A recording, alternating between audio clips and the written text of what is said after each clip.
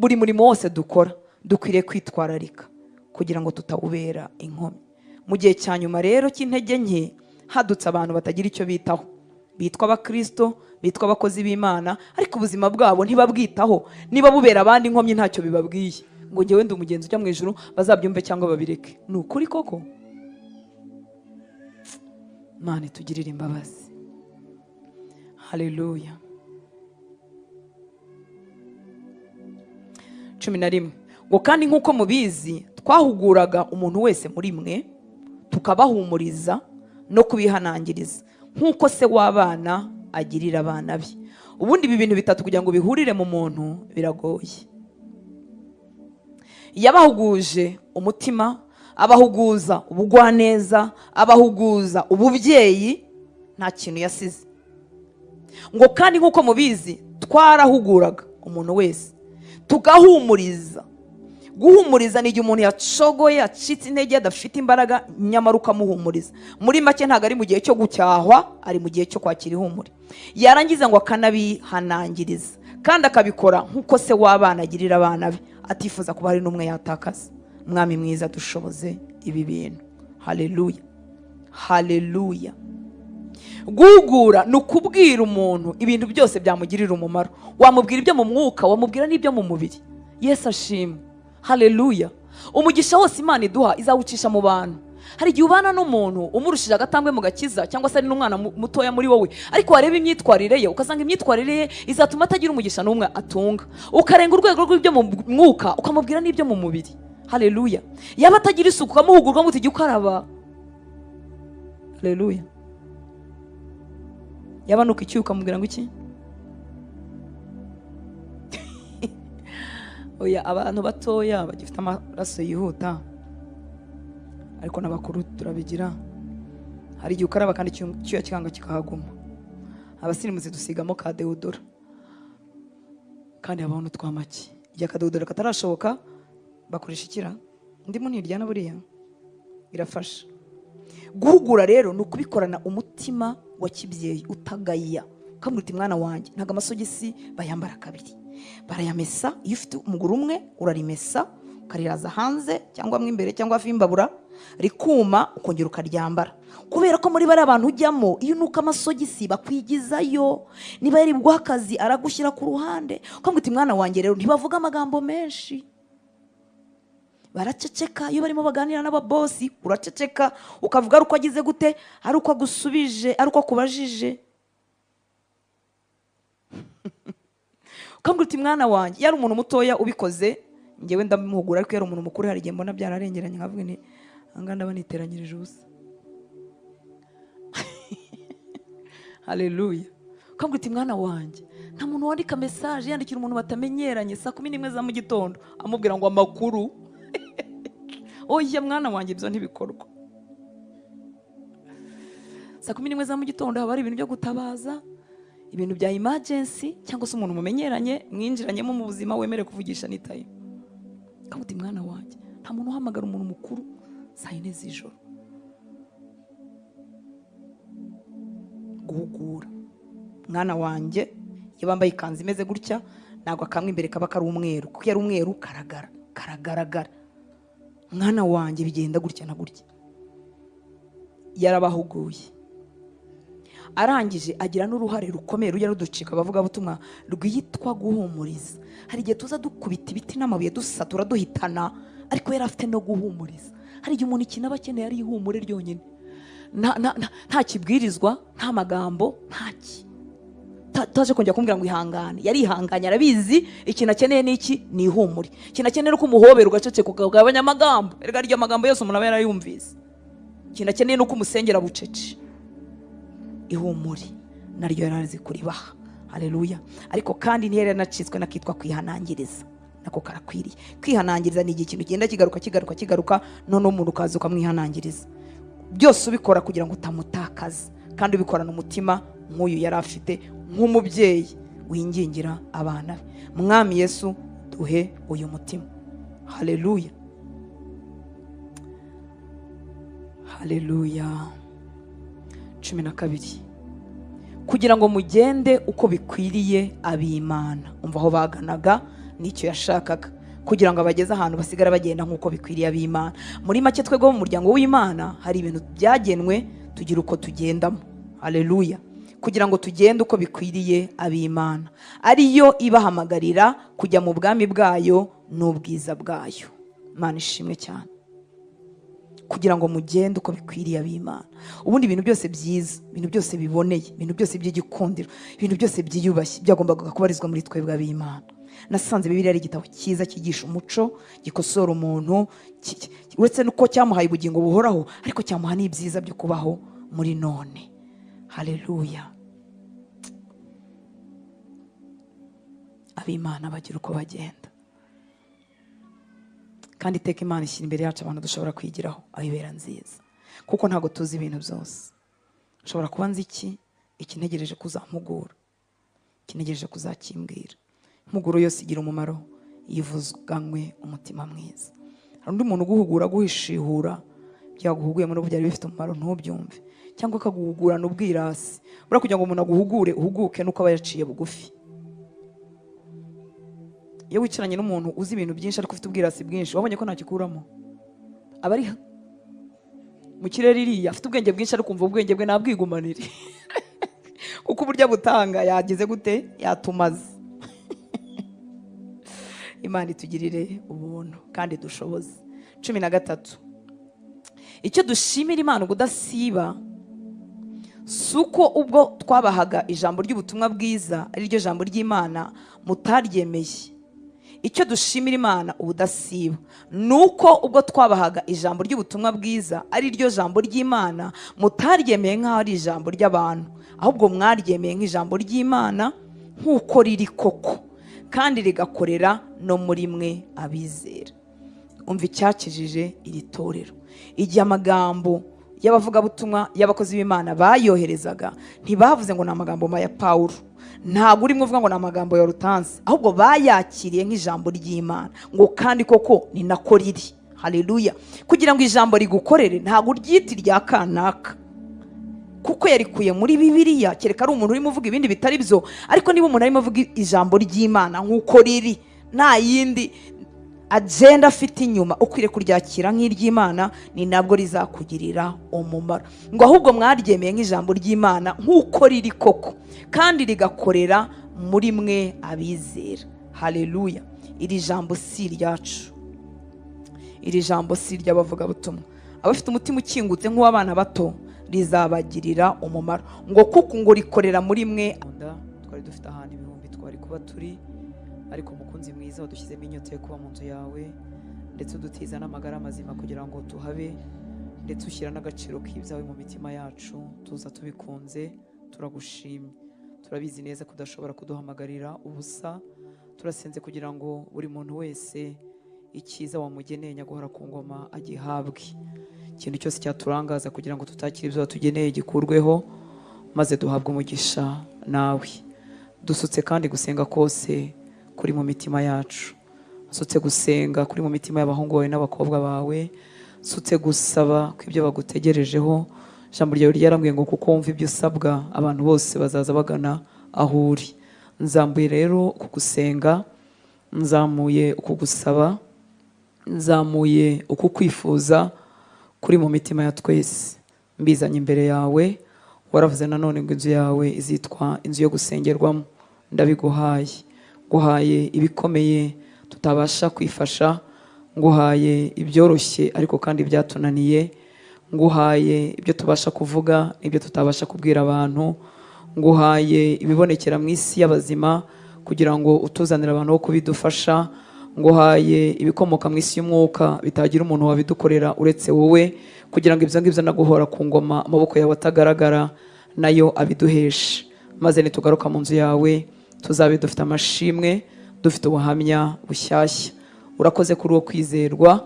Kidutera kugaruka aho uri nuko atari ubwa mbere udutabara, si ubwa mbere utugirira neza, si ubwa mbere udukiza indwara. Ibyo bidutera kuvuga ibyo gukira indwara ku barwaye, si ubwa mbere nyaguhora ku ngoma uhanagura amarira ku maso yacu. Ibyo bidutera kubwira abarira ngo nimuhumure, Imana yacu ihanagura amarira ku maso. Si ubwa mbere dukura mu mayira abiri tutazi icyo dukora, tutazi decision ikwiriye, ukatubera umucyo tukamenya igikurikiraho. Ibyo bidutera kubwira abahagaze mu bihe meze nk'umwijima ngo nibahumure. Ujya werekana inzira, ujya ukura mu busa ukarema ibidahari, ukabihamagara bikitaba. Ibyo byose bidutera kugaruka aho uri. Reka rero ayo mashimwe, ubwo buhamya bushyashya bwubakikwe mu buzima bw'abana bawe.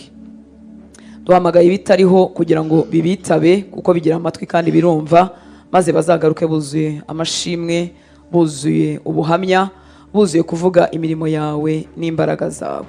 Uwaje adasize amahoro nasubirayo asanga amahoro. Uwaje umubiri ufite intege nkeya uhabwa imbaraga. Uwaje arwaye yakire gukira.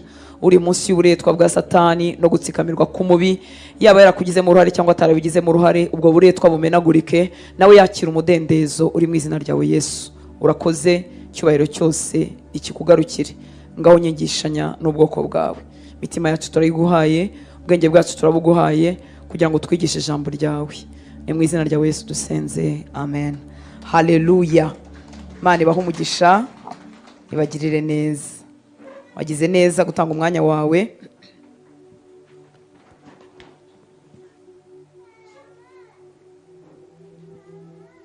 Turi biremwa bifite amahitamo twese aho tuva tukagera.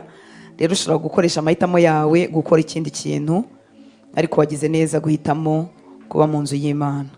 Imana ibiguhera umugisha kandi bikungukire, ntibigupfire ubusa.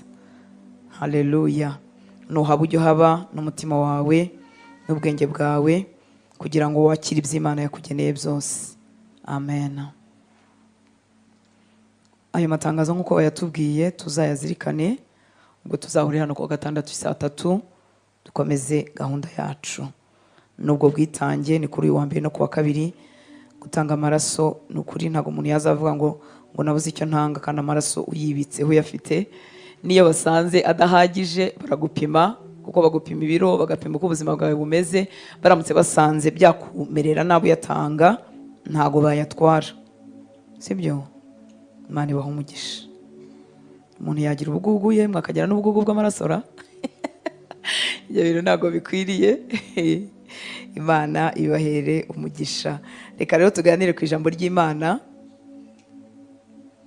Mwuka Wera atwigishirize hamwe. Tugiye gusoma mu rwandiko Pawulo yandikiye itorero ry'i Tesaloniki, niho turi bwige uyu munsi. Murabizi ko turi mu ijambo ryo kwifuza kuzurwa n'iby'Imana. Haleluya. Bya Yesu bikakuzura, bikanyuzura, kugira ngo mbashe kubitanga nyine mbifite bindimo. Umuhamya wuzuye ibyo ahamya. Nta muntu ugira imbaraga nk'umuntu uhamya ibyazi neza. Burya nubwo wamucecekesha ntabwo yagukundira guceceka, kuko ababizi neza. Haleluya. Biradukwiriye rero ko tumara iminsi mu ijambo ry'Imana, kugira ngo natwe duhamye ibyo tuzi.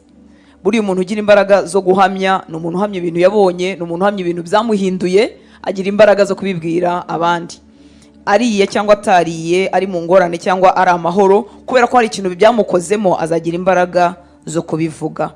Iyo dutinda mu ijambo ry'Imana rero ntago ari uko tutazi umumaro wabyo, ni ukugira ngo ube umuhamya wuzuye ibyo ahamya. Icyo gihe ibihe ntibizabasha kugucecekesha, ingorane z'isi ntizizabasha kukwambura ubwo bushizi bw'amanga. Kandi umuntu wa mbere ubyungukiramo ni wowe. Nta kintu cyiza nko kuzurwamo n'ibya Yesu. Haleluya. Biraryoha, bizana amahoro, bizana kunyurwa, bikumenyesha uri we mu mwami. Imana ishimwe cyane. Ndabikwifuriza. Gakeya mumenyeho kanguye neza, kandi ndarimbanije, ndakomeje urugendo. Sengesho ryanjye mvuga kenshi no kumubwira ngo kugira ngo nkumenye mwami, nongere mishurirwe ubwiza bwawe, nongere menye urukundo rwawe n'imbabazi zawe zitarondoreka, kuko uko umumenya niko wifuza kumumenya. Haleluya. Umuntu uzakubwira ngo narabyumvise byose narabihaze, ntacyo yamenye nta n'icyo yabonye. Reka rero dufatanye urwo rugendo.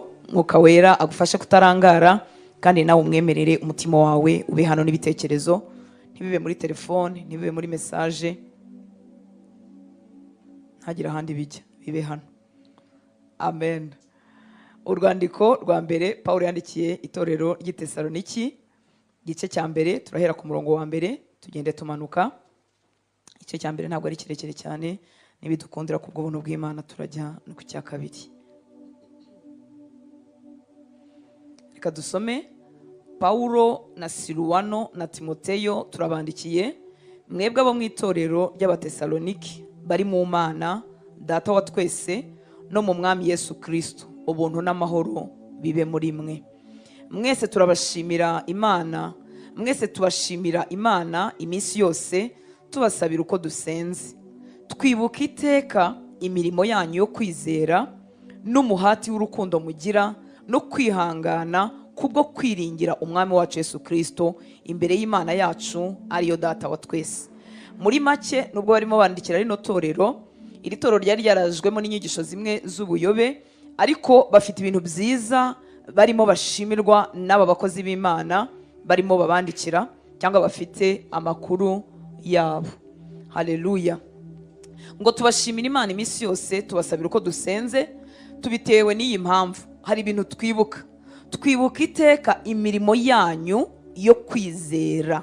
Nuvuga ngo imirimo yose bakoraga cyangwa ibikorwa twita byiza, byose babikomora mu cyo bamenye, babikomora mu kwizera.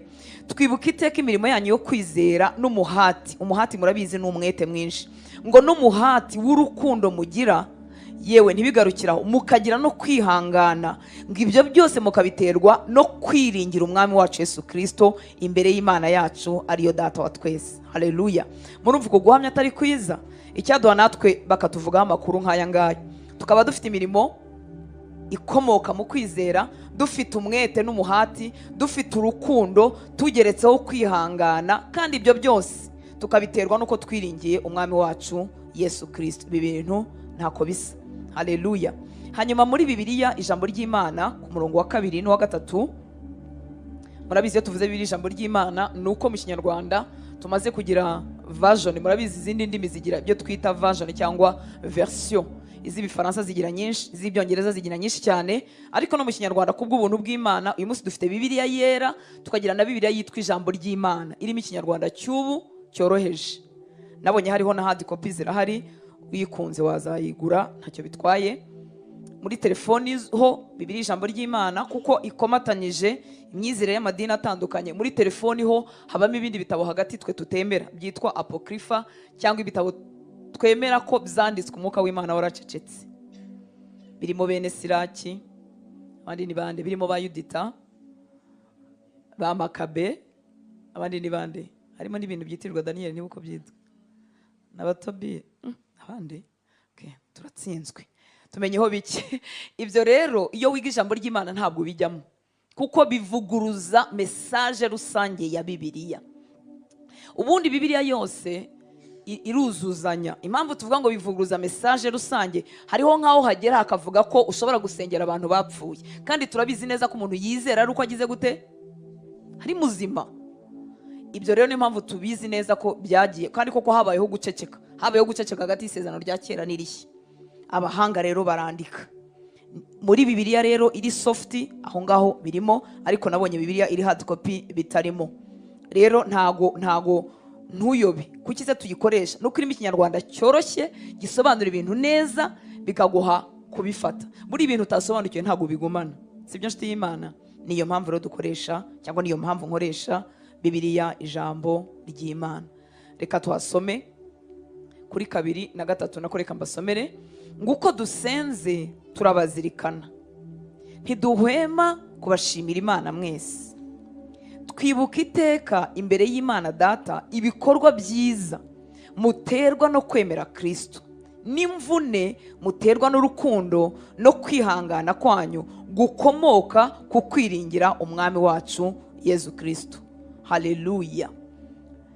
Aba bantu, iri torero ngo rifite ibikorwa byiza, baterwa no kwemera Kristo. Ubundi imirimo yitwa myiza yose dukorera abantu, dukora se tuvuga ngo turimo turakorera Imana, yose ikwiriye gukomoka mu kwizera Kristo. waba uramya Imana mu ndirimbo ukabiterwa no kwizera Kristo, naba ndimo nigisha ijambo ry'Imana nk'uko nkabiterwa no kwizera Kristo, naba ngirira abantu neza yego nkabiterwa n'ubumuntu, ariko kandi nkifuza no muri icyo gikorwa cy'ubumuntu ko nahuza abo bantu na Kristo namenye, ntibigarukire aho. Hejuru rero y'iyo mirimo myiza n'ibi bikorwa byiza bakoraga, ntago babikoraga ari uko bari mu gihe cyoroshye, ahubwo harimo n'imvune. Ninde twemeranya ko kwitanga kose kubamwe imvune? Iko bimeze. Haleluya. Kwitanga kose kubamwe imvune, kuko nta mategeko abiguhata, washoboraga kubyihorera ukibera amahoro ugikomereza urugendo. Ariko kwitanga muri uyu murimo wa data, muri ubu bwami bw'Imana, iteka habamo n'imvune. Ngo n'imvune kandi wumve kundu zikomoka ahantu heza, imvune muterwa n'urukundo. Haleluya. Turakazigira bigutere gutanga undi mwanya, gutanga ubundi butunzi bwawe, gutanga urundi rukundo rwawe, gutanga support, kugira icyo ukora umuntu. Imvune ariko zikomoka mu rukundo. Haleluya. Iyo birimo imibare no kuvuga ngo ndamuha zanyiture, sinzi niba twazita imvune, ubwo byaba ari nk'ubucuruzi nyine, ariko ahangaha ni imvune zikomoka mu rukundo. Izi mvune rimwe na rimwe ushobora no kuzikorera umuntu utazagira ikintu akwitura. Yesu ashimwe cyane. Kandi ushobora no kuzikora nta n'umuntu uhari ngo agufotore, dore ko turi mu isi yo kwifotoza. N'imvune muterwa n'urukundo no kwihangana kwanyu gukomoka ku kwiringira umwami wacu Yesu Kristo. Kwihangana kuzarama, kuzashoboza umuntu igihe kirekire, gufite inkomoko, kurakomoka mu kwiringira umwami wacu Yesu Kristo. Haleluya. Udafite kwiringira umwami wacu Yesu Kristo, kwihangana bizakunanira, uzakonjera muri uru rugendo. Tuzakubona wagize iminsi imwe yo gushyuha n'iminsi yo gukonja. Ariko iyo dufite kwihangana gukomoka muri Yesu Kristo, gukomoka mu rukundo Yesu yadukunze, gukomoka mu mbabazi Yesu yatugiriye, tuzahabwa izo mbaraga. Imana nishimwe cyane. Dukomeje ku murongo wa 4 muri Bibiliya yera, ngo bene data bakundwa n'Imana, tuzi yuko mwatoranijwe nayo. Ese ujye umenya ko twatoranijwe? Ubu ibintu ntabwo twabyizanyemo. Igihe twumvaga ubutumwa bwiza, hari abandi bantu bari babwumvise, twebwe tugira umugisha turakizwa, hari abandi batakijijwe. Haleluya. Ni imbabazi n'ubuntu wagiriwe, n'ubuntu bw'Imana. Mwuka wera yakoze ku maso yawe, uremera urakizwa. Nimba warakiriye agakiza, niba utarakakira kandi nabwo aragutegereje. Acisha amagambo ye, agacisha ibikorwa bye, agacisha kwivugira imbere yawe ngo arebe ko nawe wahindukira ukamwemerera, akakumenyesha amakuru ya Yesu, ukihana ugakizwa, ukababarirwa. Ngo bene data bakundwa n'Imana, tuzi yuko mwatoranijwe nayo, kuko ubutumwa twahawe butabagezeho ari amagambo gusa, ahubwo bwabagezeho bufite n'imbaraga n'umwuka wera, no kubemeza mudashidikanya. Namwe ubwanyu muzi uko twameraga muri mwe ku bwanyu. Haleluya. Imana ishimwe ko ubu butumwa dutwaye atari ubwacu. Cyo ni kimwe. Ubu si ubutumwa bwa Rutansi, ubu si ubutumwa bwa Olive, ubu si ubutumwa bwa Obedi, ubu si ubutumwa bw'abavuga butumwa tujya twumva. Muranyumva nshuti z'Imana? Haleluya. Buhetse imbaraga zitari izanjye, buhetse imbaraga njyewe ntafite. Imana ishimwe cyane. Haleluya. Buhetse imbaraga zikiza, buhetse imbaraga zihembura. Wenda turaza kubivuga hepfo gatoya ngira ngo dusoza. Ariko ubutumwa bwiza ntabwo ari amagambo. Hari igihe mbabazwa n'umuntu ushaka ko twicarana tuganira, ariko udashaka kuntega amatwi nigisha. Kandi abo bantu turabagira.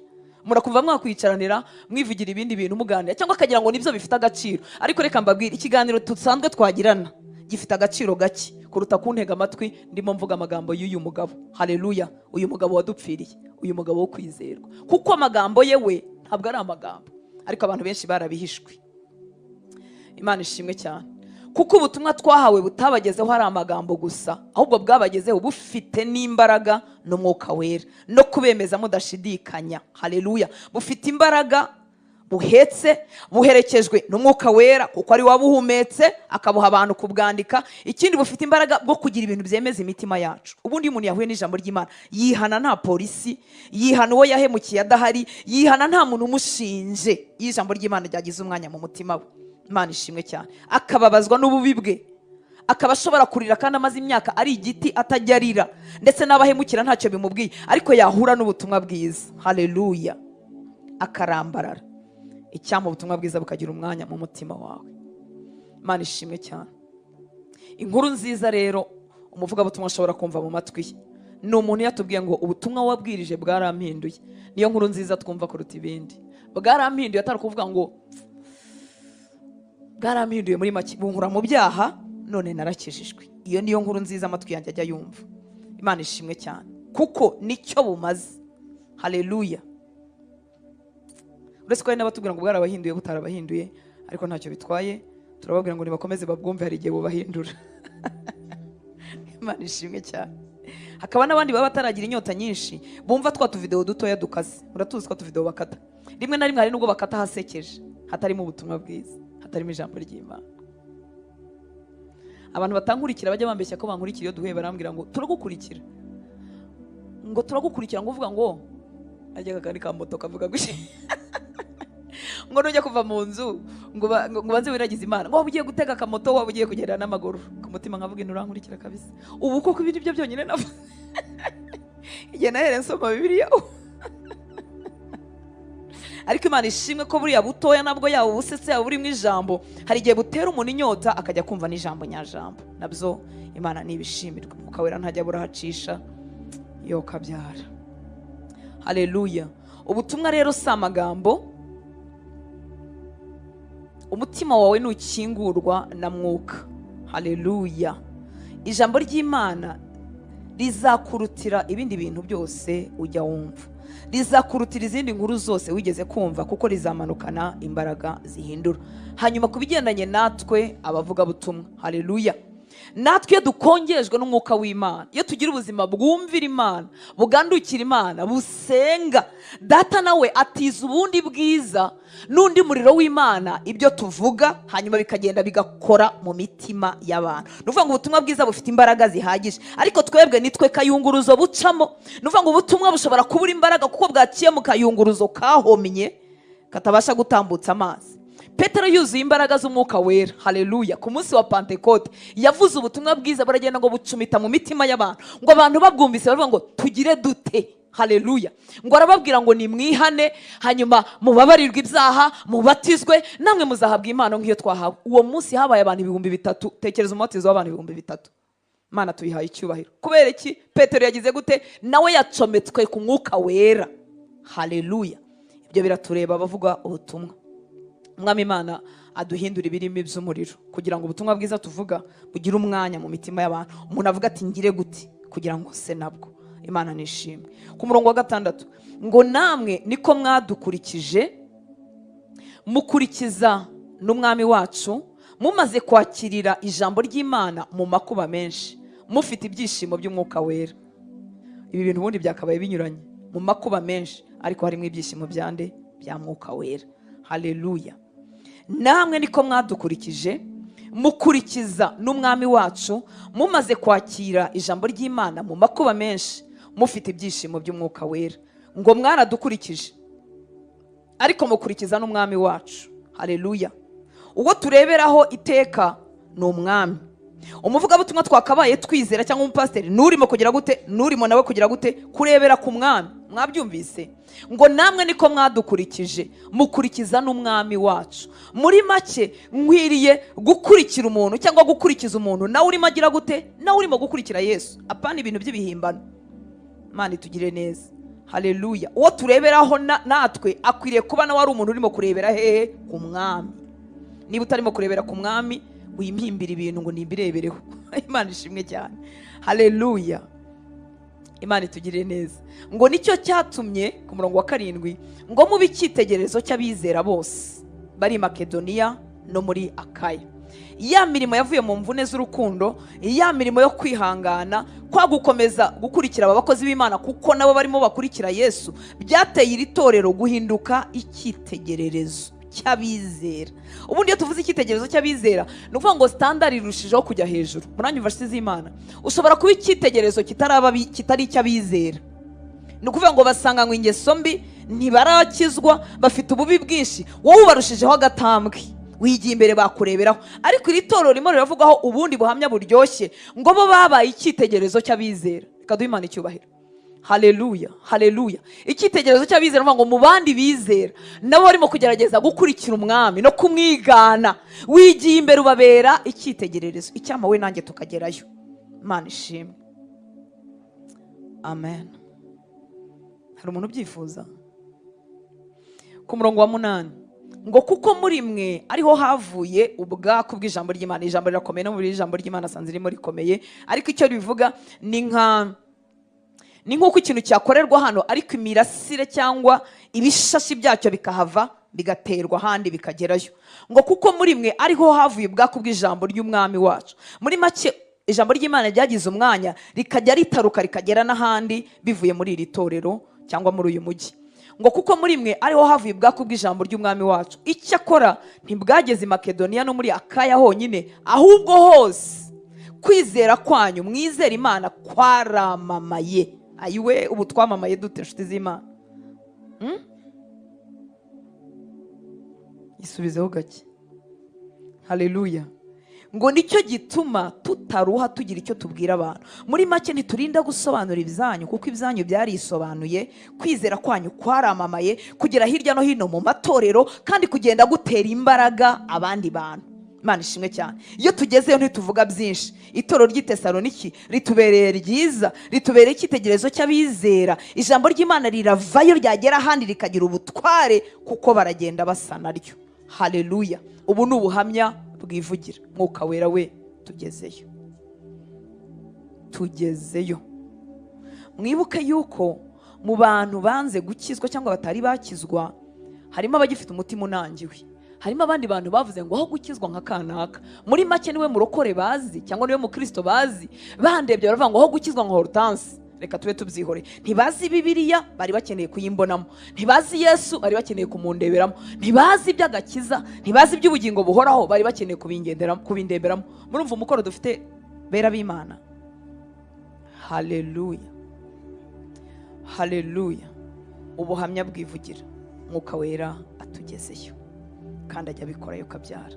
Ku murongo wa 9 ngo kuko ubwabo bajya bavuga uburyo twabasuye, nuko mwahindukiriye Imana mwimuye ibigirwamana, ngo mubone uko mukorera Imana nyakuri kandi ihoraho, no gutegereza umwana wayo uzava mu ijuru, uwo yazuye mu bapfuye, ari we Yesu, uwo uzadukiza umujinya uzatera.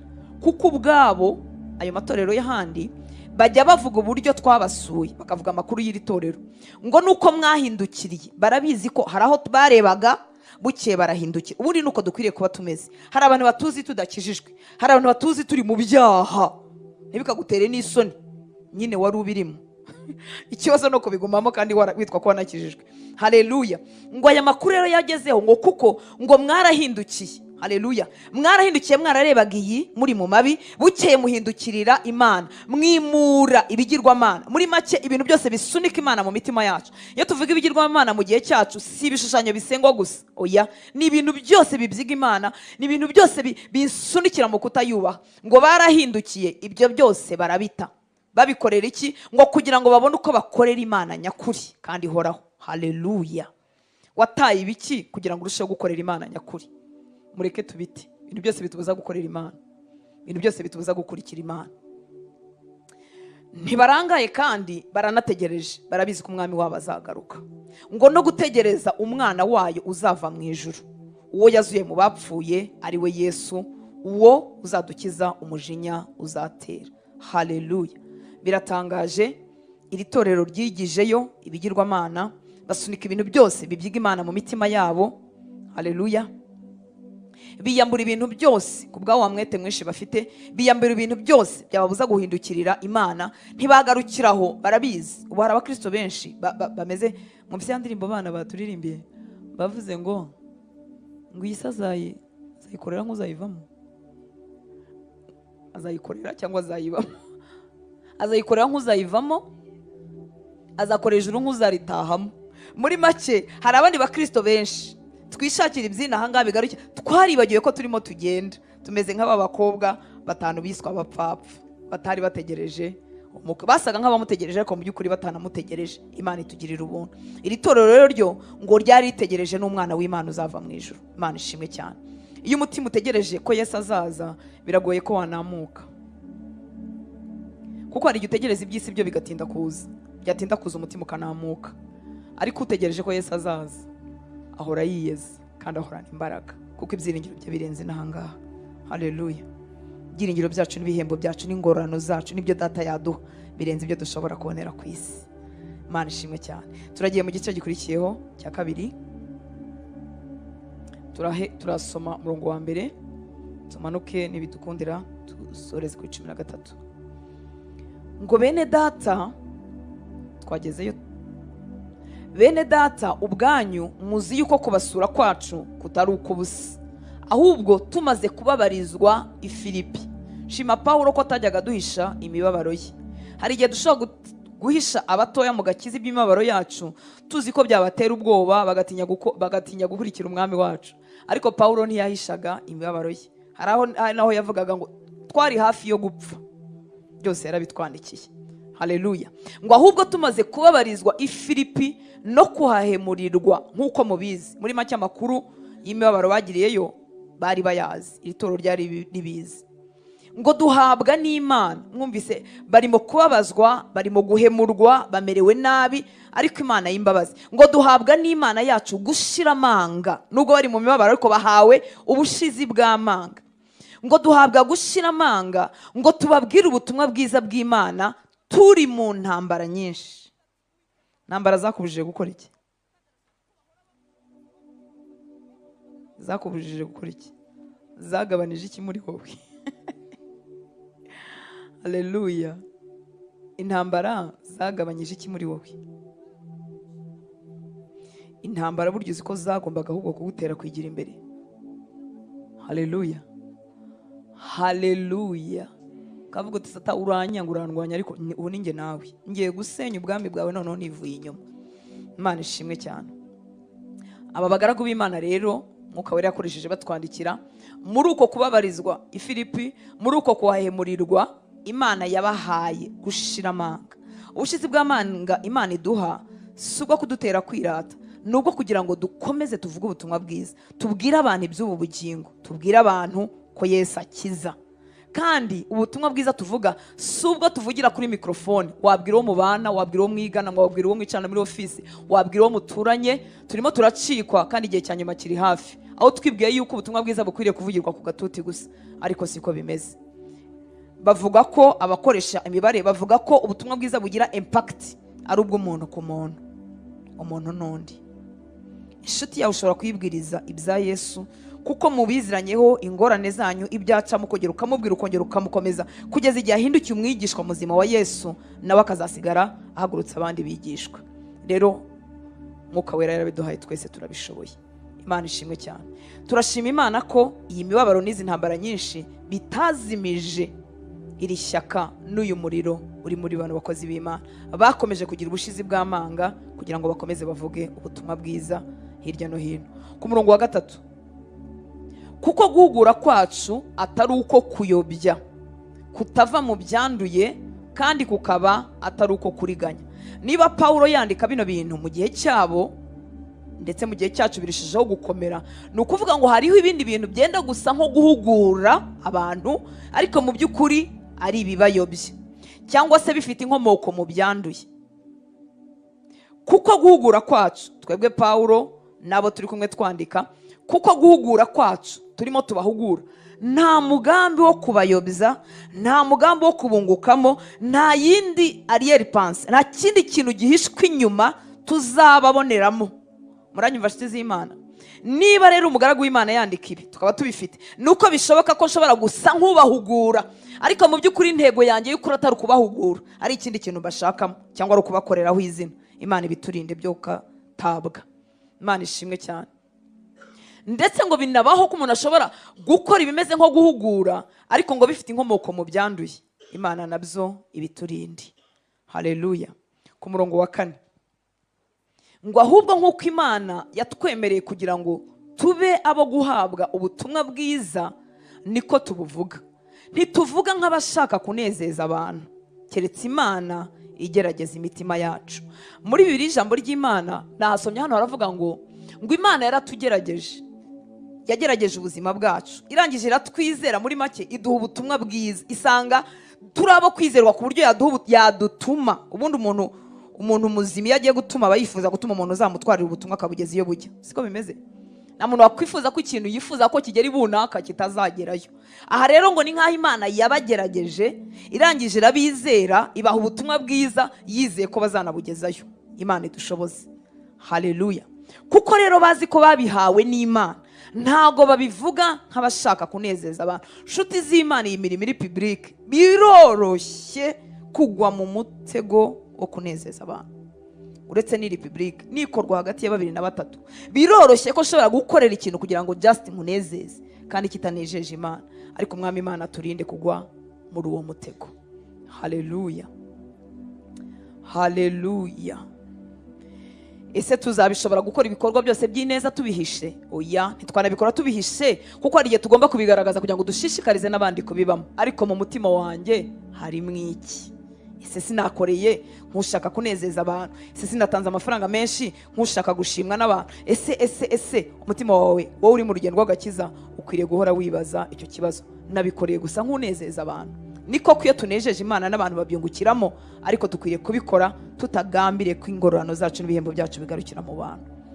Ku murongo wa 5, ntitwigeze kuvuga ijambo ryo gushyeshya nk'uko mubizi. Gushyeshya ni uguflata, byenda kumera nk'ikinyoma ariko kitari ikinyoma direct, ahubwo ni nk'ikintu wagisiga ikintu cyiza ariko mu by'ukuri atari aho waganishaga. Harimo nk'akantu ko gushukana ukuntu, guseduisa, ariko nabyo ni Igifaransa. Mu Kinyarwanda gukurura umuntu ariko umukuruje akantu karimo akantu k'akanyoma. Yego, ntitwigeze kuvuga ijambo ryo gushyeshya nk'uko mubizi. Muri make icyo kintu guseduiza, guflata, gukuruza akandi kantu k'akanyoma gahishwemo, nuvuga ngo harabara akandi kantu batagaragaje gahishwemo. Arimo arababwira ko batigeze babikora nk'uko mubizi, ntitwigeze tubikora. Ngo cyangwa ngo tugire urwiyerurutso rwo kwifuza inyungu muri mwe. Imana niyo dutanzeho umugabo, kandi ntitwashatse icyubahiro mu bantu, naho haba muri mwe cyangwa mu bandi. Uyu muvugabutumwa nta kwasa. Murimo murabyumva? Haleluya. Nta kintu yakoreye ubundi buriganya, nta kintu bakoreye gushakira icyubahiro mu bantu, nta kintu bakoreye no gushakira icyubahiro yaba muri iryo torero cyangwa ahandi. Intego yari imwe, kwari uguhuza abo bantu na Kristo. Nshuti z'Imana, dufatanyije umurimo w'Imana n'abandi bakorera Imana hirya no hino. Haleluya. Intego idutera gukora ibyo dukora ikwiriye guhora ari ukwifuza guhuza abantu na Kristo. Nubagirira neza biba ari kugira ngo bakomerere mu rugendo, bamenye ko Imana irabazi. Nugira icyiza ukora biba ari kugira ngo wenda haraho babera urugero, ejo nabo bazakigana. Ariko intego nyamukuru iteka ikwiriye kuba ari uguhuza abantu na Kristo. Imana itugirira ubuntu kandi Imana idushoboze. Biroroshye gukora imirimo isa nk'iyi ariko dushaka icyubahiro mu bantu. Imana ibiturinde. Haleluya. Abahimba indirimbo, abaramya Imana mu ndirimbo, abavuga ubutumwa bwiza, abahanura, abagira neza, abatanga amafaranga yabo, abasura abarwayi, abasura abafungwa, abagira igikorwa cyiza icyo ari cyo cyose, bakwiriye kugikora intego nyamukuru ari uguhuza abantu na Kristo. Imana iturengere kandi tubabarire igihe cyose twaba dufite indi ntego. Muzi yuko umuntu ashobora kwitwa umukristo agatangiza ONG cyangwa ikigo kigira neza, ariko intego nyamukuru atari ukugirira abo bantu neza. Intego nyamukuru ari ugukuramo icyo azakuramo. Reka mbabwire ko kuko Imana ikunda abantu, ntushobora kwifuza kugirira abantu neza ngo Imana izagukurire mwaho. Kaduha Imana icyubahiro. Ntushobora kwifuza kugirira abantu neza ugahagurutswa no kubagirira neza ngo Imana izakuburira ibihembo bitarimo buriganya. Imana nyir'ijuru n'isi. Oh, haleluya. Ntitwashatse icyubahiro mu bantu. Intego yacu kidutera gukora, kidutera kuzinduka, kidutera guhirimbana, kidutera gukora ingendo, kidutera kwandika indirimbo no kuziririmba, kidutera kuvuga ubutumwa bwiza tukarangurura tukabira n'ibyuya, kidutera gusengera abantu, kidutera gusengera ku mugaragaro no mu ibanga. Impamvu yacu izahora ari uguhuza abantu na Kristo. Haleluya. Ntacyo tubyiganira, ntacyo dukwiriye kubyiganira.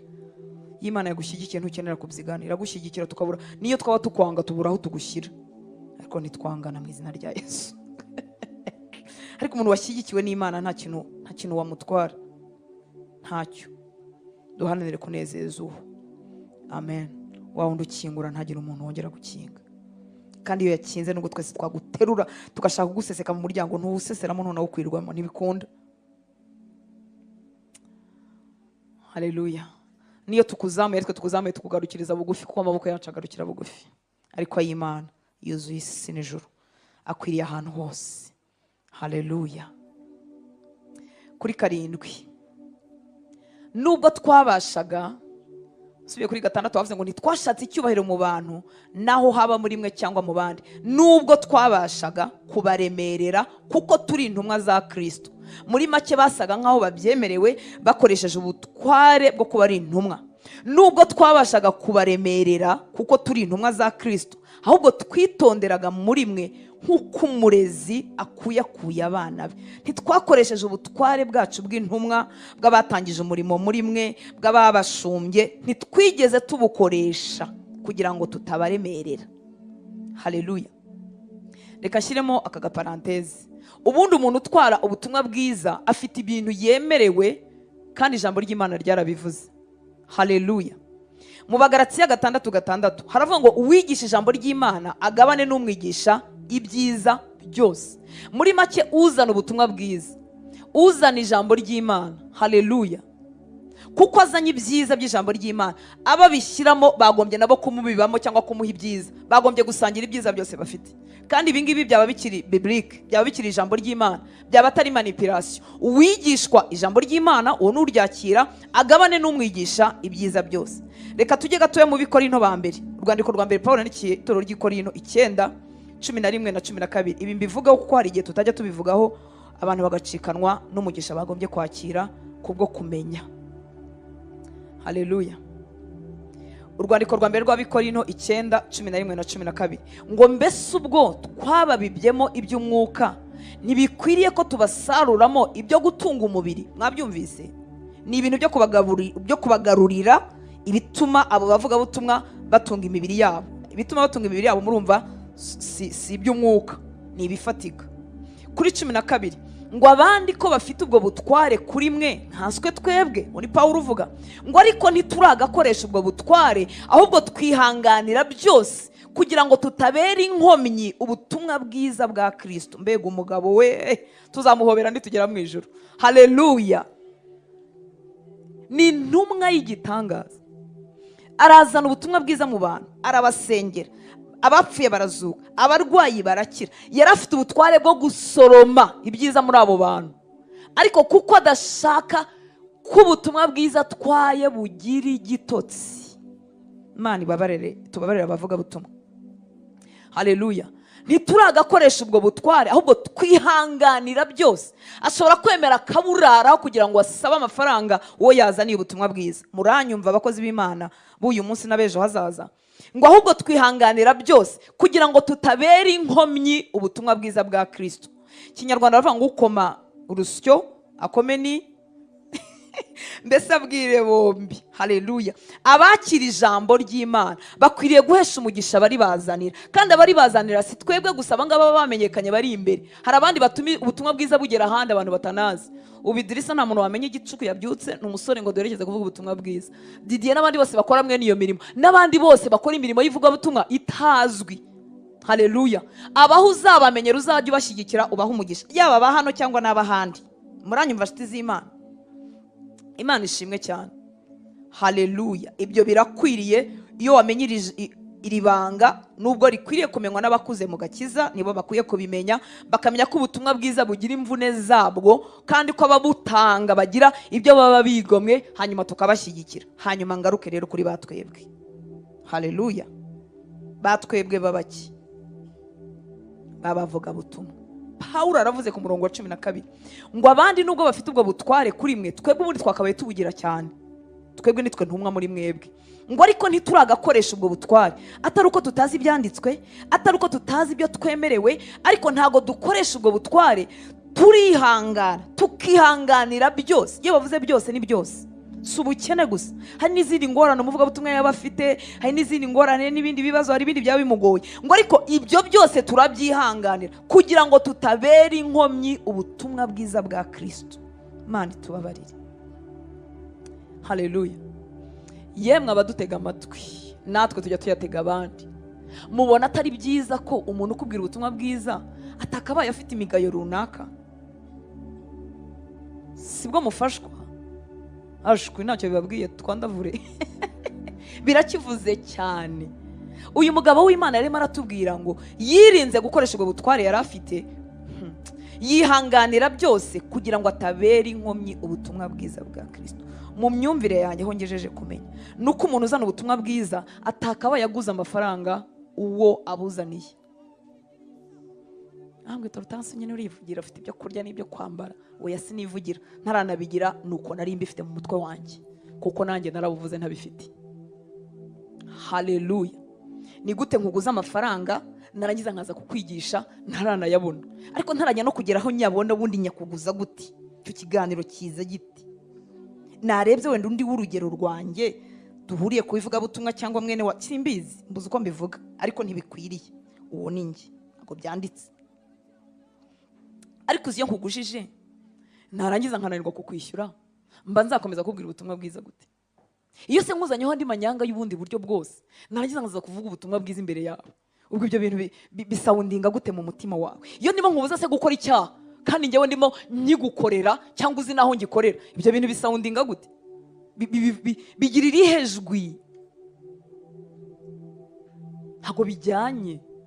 Muranyumva nshuti z'Imana? Impamvu mbabwira ibi bintu, uyu munsi ni pasiteri wanyu, ndi umuvugabutumwa, ariko nanjye sinavutse ndiwe, nawe ejo uzaba uriwe. Haleluya. Niba utavuga butumwa kuri mikrofone, uri umuvugabutumwa iwawe mu rugo, uri umuvugabutumwa mu baturanyi, uri umuvugabutumwa aho ucururiza, bakuzi nk'umuntu usenga. Iyo dusabye Imana imbabazi, ibyaha byose Imana iratubabare. Ibi ni ibintu bibiri bitandukanye, twe kubyitiranya. Ariko kandi ubutumwa bwiza dutwaye buzagira inkomyi nitubaho umugayo. Kwirinda rero, ihanganire muri byose. Niba ugiye kuburara,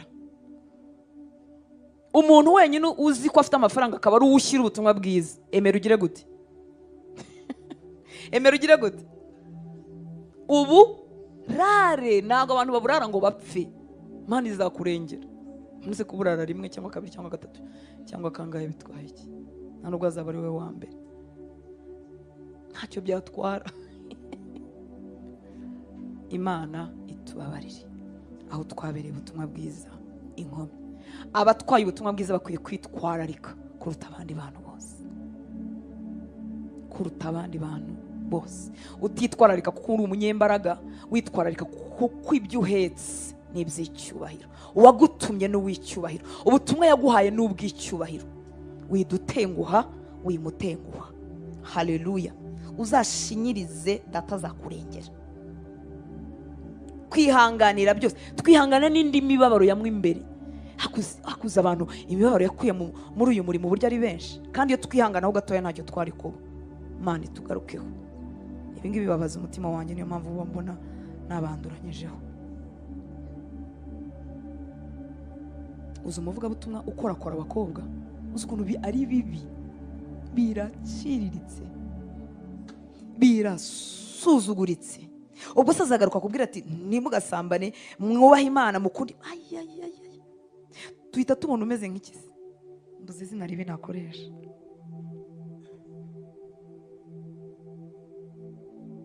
Ubundi hari ibintu donatire bitaniyubashye, tutanakijijwe. Hari ibintu mu busanzwe bitaniyubashye, biciriritse.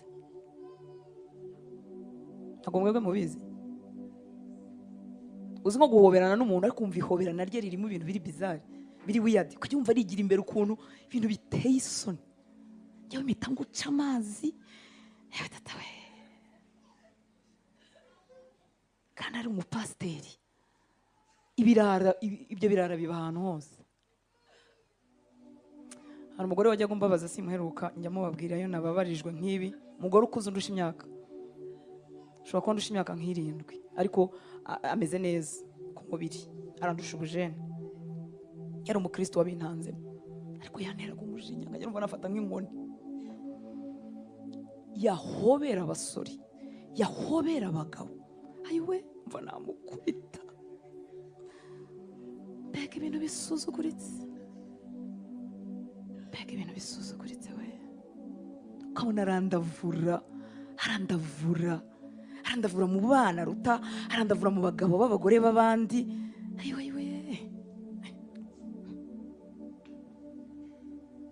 Urumva yananiwe kuva mu mutwe wanjye kandi yashize imyaka, kandi ari rekeraho, reka dukomeze.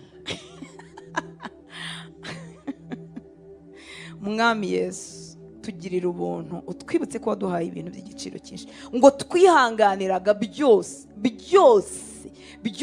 ni byose hatavuyemo na kimwe, twihanganiraga byose kugira ngo tutabera inkomyi ubutumwa bwiza bwa Kristo. Ngewe nkunda abantu bari serious mu rugendo. Hari udukobwa mbona tukiri dutoya ariko ukabona turi serious mu rugendo, nkumva ndaryohewe. Hakaba utundi ubona twashamadutse kandi tw'udukristo cyangwa tw'uturirimbye ariko tudafite umurongo, kumva urababaye. Hari utundi turi serious utapfa gukandiraho, ntiwagapfa kugahobera nubwo ari gato, ntiwagahobera uko wiboneye.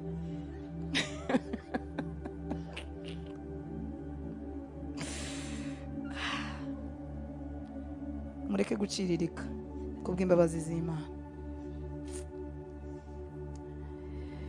Twihanganiraga byose kugira ngo tutabera inkomyi ubutumwa bwiza bwa Kristo. Twihanganiraga byose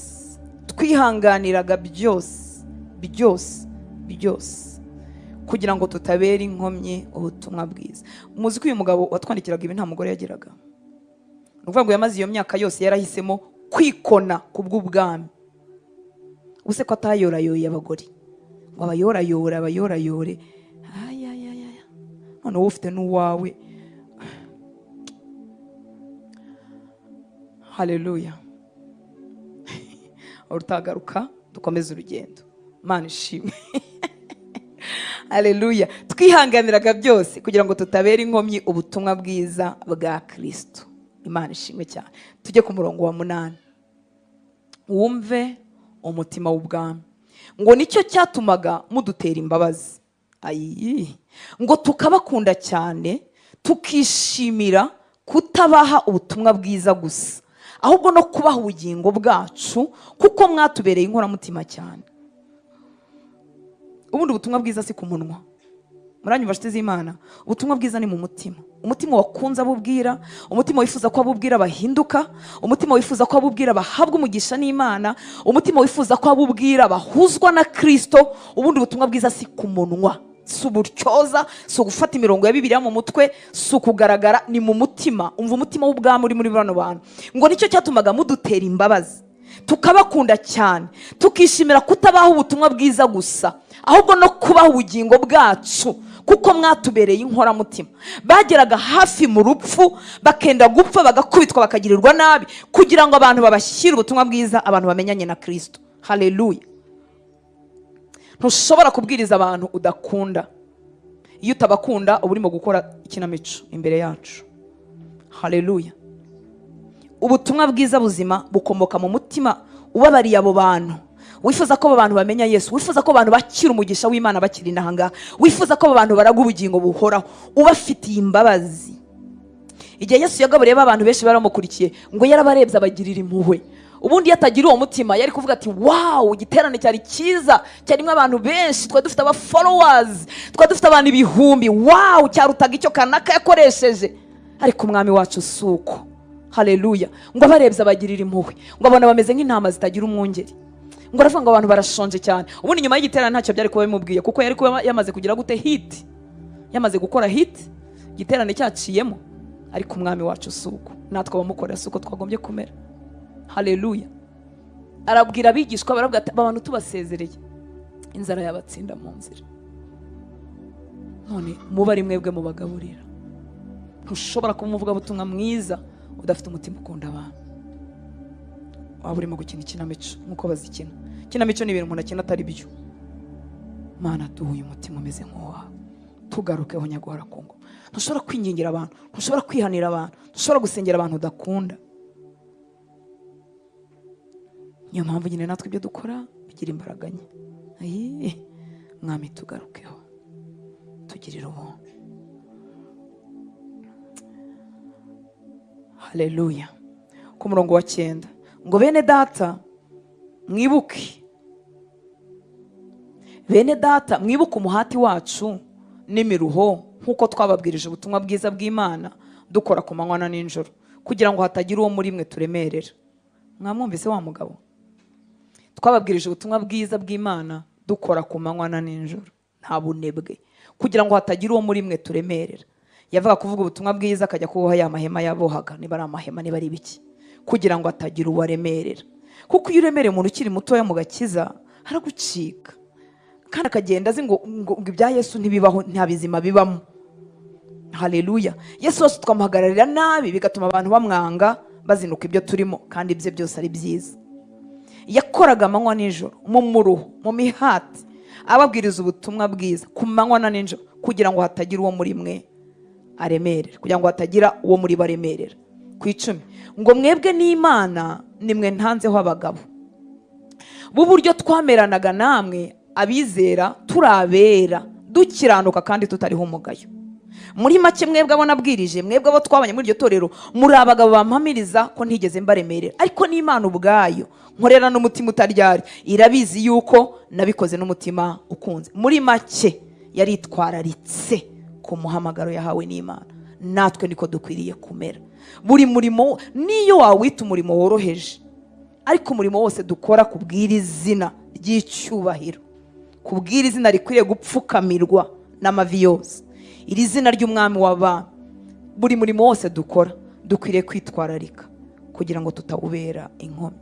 Mu gihe cya nyuma rero cy'intege nke, hadutse abantu batagira icyo bitaho, bitwa abakristo, bitwa abakozi b'Imana, ariko ubuzima bwabo ntibabwitaho. Niba bubera abandi inkomyi ntacyo bibabwiye, ngo njyewe ndi umugenzi ujya mu ijuru, bazabyumve cyangwa babireke. Ni ukuri koko? Mana itugirire imbabazi. Haleluya. 11 ngo kandi nk'uko mubizi twahuguraga umuntu wese muri mwe, tukabahumuriza no kubihanangiriza nk'uko se w'abana agirira abana be. Ubundi ibi bintu bitatu kugira ngo bihurire mu muntu biragoye. Yabahuguje umutima, abahuguza ubugwaneza, abahuguza ububyeyi, nta kintu yasize. Ngo kandi nk'uko mubizi twarahuguraga umuntu wese tugahumuriza. Guhumuriza ni igihe umuntu yacogoye, yacitse intege, adafite imbaraga, nyamara ukamuhumuriza. Muri make ntabwo ari mu gihe cyo gucyahwa, ari mu gihe cyo kwakira ihumure. Yarangiza ngo akanabihanangiriza, kandi akabikora nk'uko se w'abana agirira abana be, atifuza kuba hari n'umwe yatakaza.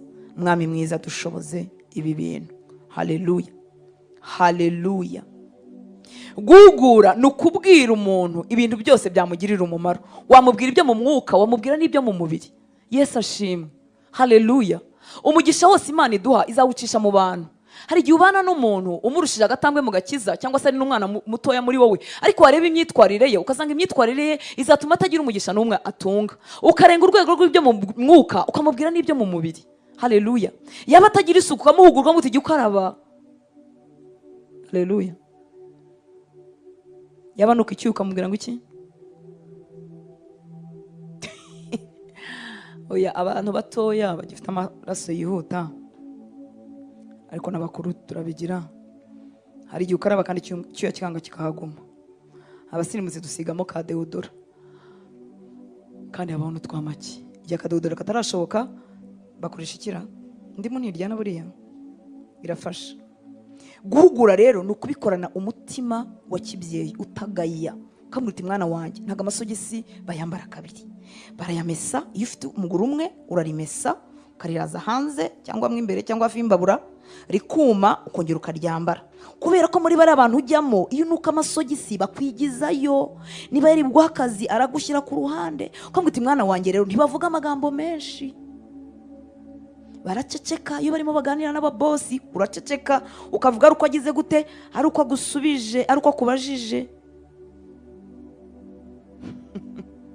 Ukambwira uti mwana wanjye, yari umuntu mutoya ubikoze, ngewe ndamuhugura, ariko yari umuntu mukuru hari igihe mbona byararengeranye, nkavuga ni anga ndaba niteranyirije ubusa. Haleluya. Ukambwira uti mwana wanjye, nta muntu wandika message yandikira umuntu batamenyeranye saa 11 za mu gitondo amubwira ngo amakuru. Oya mwana wanjye, ibyo ntibikorwa.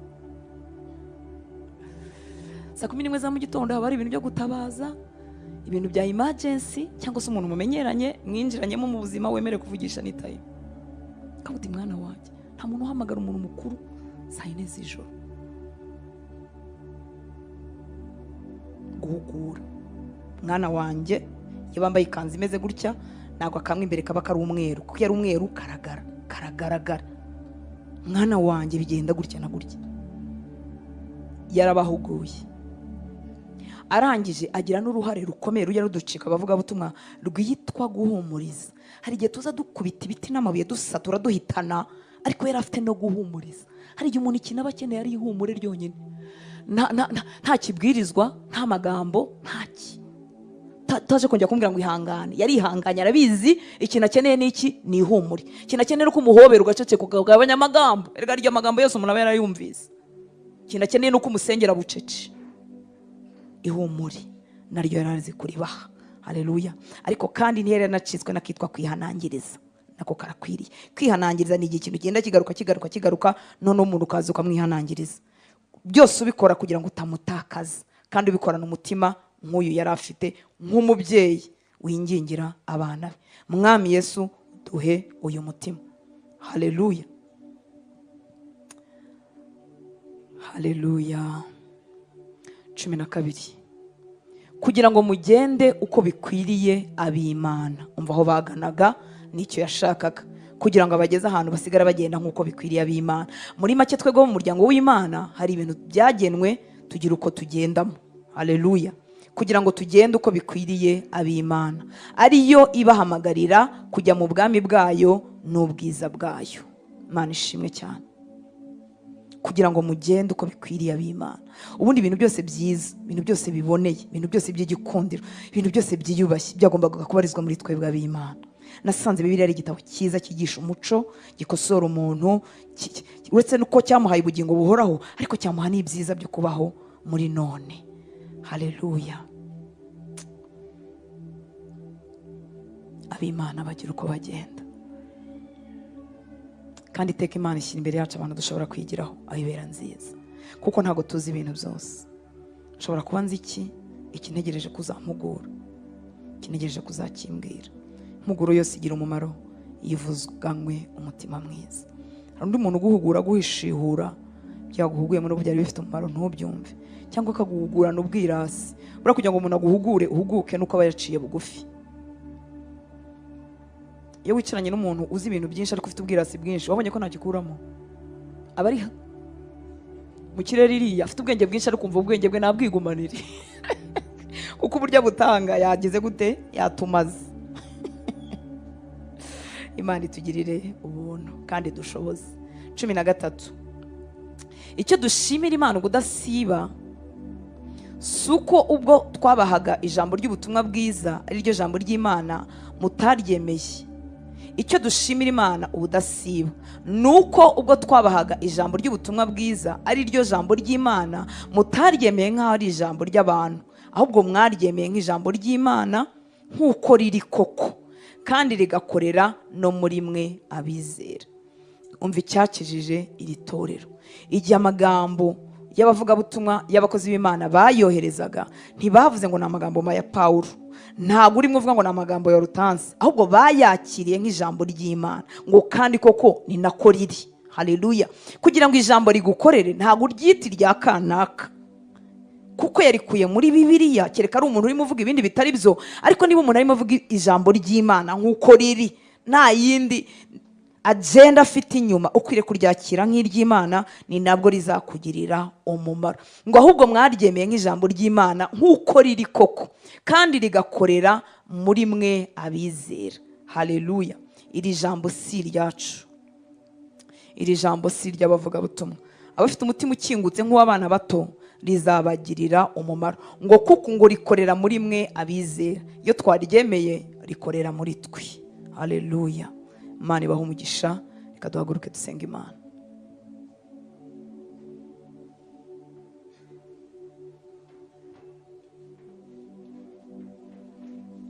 Imana izagukirisha ijambo ryayo. Ngo tubashimiye ko muritarifashe nk'ijambo ry'abantu, mwaryakiriye nk'iry'Imana, ngo kandi ni koko niko biri, ni ijambo ry'Imana.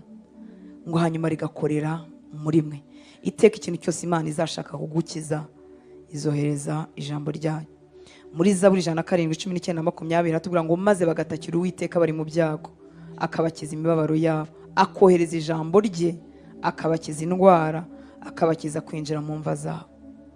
Iri jambo ririmo umuti, nurifata nk'iry'Imana rizagukiza impagarara z'ubuzima, rizakumenyesha ibyo Yesu yagufatiye, harimo no gukira indwara, harimo kubabarirwa ukakira imbabazi, harimo kumenya ko watsindishirijwe atari ibyo wakoreye, ahubwo Yesu yarabikoze nawe bikubarwaho. Iri jambo uko rigwirira muri wowe rizaguhishurira Kristo, maze amahoro ye ataye mu mutima wawe. Rizagukiza agahinda, rizagukiza ikimwaro n'isoni ugendana, rizakumaraho gusuhuza umutima, rizakwemesha ahahetamye hawe. Yohereza ijambo rye rikadukiza. Rizakubera igisubizo ku bibazo ibihumbi wibaza. Ikindi, rizakubera umutsima w'ubugingo. Rigaburira imyuka